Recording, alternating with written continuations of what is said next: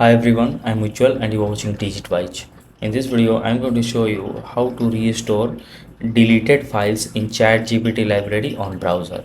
So first open any browser you have and then go to chatgpt.com website. Now switch to library from the left side pane, and if you have previously deleted any file from ChatGPT library but now you want to restore that, then click on this three horizontal line, and after that go to recently deleted, and here you can see all the files you have deleted from ChatGPT library, but it won't delete forever.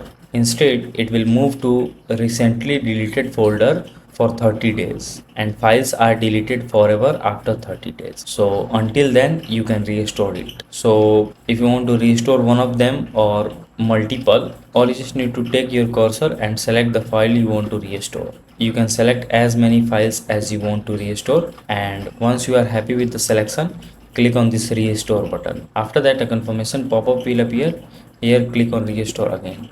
Now alternatively, if you want to restore just one file, so instead of selecting and then clicking on the restore button, you can directly take your cursor to the preview of that file or image, and you will see two different icons. One is delete forever icon and the second icon is for restore. So directly click on this restore button and then click restore when the confirmation appears, and that's it.